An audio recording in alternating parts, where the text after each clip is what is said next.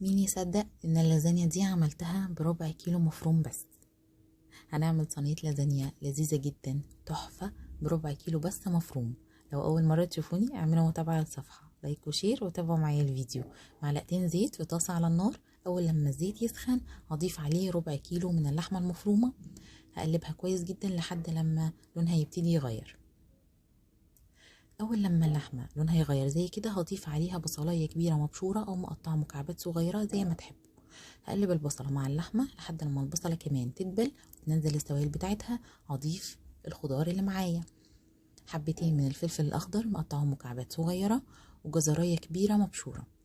تقدروا تضيفوا فلفل الوان لو عندكم، لو كمان لو مشروم فريش بيكون حلو قوي، بس هنا اخترت اكتر حاجه ممكن تكون موفره.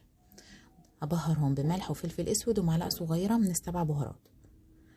هقلبهم كويس جدا لحد لما الخضار يبتدي يدبل وينزل السوائل بتاعته. هضيف كوبايتين من عصير الطماطم الفريش واسيبهم على نار هاديه لحد لما الخضار يبتدي يستوي وملمسه ما يكونش واضح خالص. هعمل صوص البشاميل عباره عن معلقتين كبار من الزبده، معلقتين من الزيت، ضفت عليهم معلقتين كبار من الدقيق. هقلبهم مع بعض كويس جدا لحد ما يعني الدقيق كده ريحته تظهر. هضيف الحليب، معايا لتر واحد من الحليب، ضفت نص الكميه وهقلب كويس. وبعد كده هضيف باقي كميه الحليب اللي معايا وهبهره بملح وفلفل ابيض مش اكتر من كده. هنا صوص البشاميل هيكون خفيف شويه عن اللي احنا متعودين نحضره علشان يساعد اللازانيا ان هي تستوي. اول لما يبتدي يغلي هيكون جاهز معايا. كمان الحشوه بتاعتي استوت ومش عاوزه انشف السوائل اللي فيها خالص، انا عاوزه يكون فيها كميه كده من السوائل عشان كمان تساعد معايا البشاميل في تسويه اللازانيا.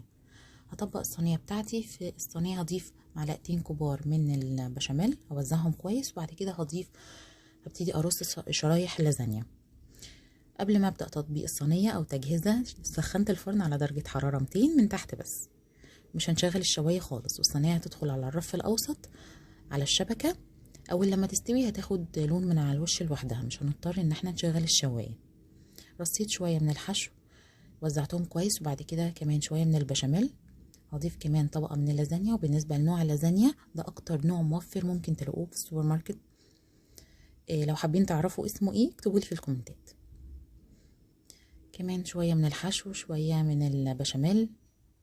تقدروا تضيفوا البشاميل الاول الحشو الاول زي ما تحبوا، النتيجه في النهايه واحده. هكمل الصينيه بنفس الطريقه لحد ما اخلص كل كميه شرايح اللازانيا. وعلى فكره هيفيد كمان شويه من الحشو، هيتبقى معايا شويه. دي كانت اخر طبقه. ضفت على الوش بقى باقي كميه البشاميل وادخلها الفرن. لما تستوي هتاخد لون من على الوش لوحدها. هنعرف ان هي استوت ازاي لما ندخل فيها السكينه كده بتدخل بسهوله، يبقى كده تمام مستويه معانا. ولازم تهدى الصينيه وتبرد كويس جدا قبل ما نقطعها. عايزه اقول لكم كان طعمها تحفه، كمان الولاد ما حسوش خالص بالخضار اللي فيها، كانت لذيذه جدا. وبالنسبه لي قدمها مع بطاطس محمره وشكرا. يا رب يكون الفيديو عجبكم خفيف عليكم وتجربوها ان شاء الله. هستنى رايكم في الكومنتات. ما تنسونيش بلايك وشير لو عجبكم الفيديو، متابعه للصفحه واشتراك في القناه. والسلام عليكم.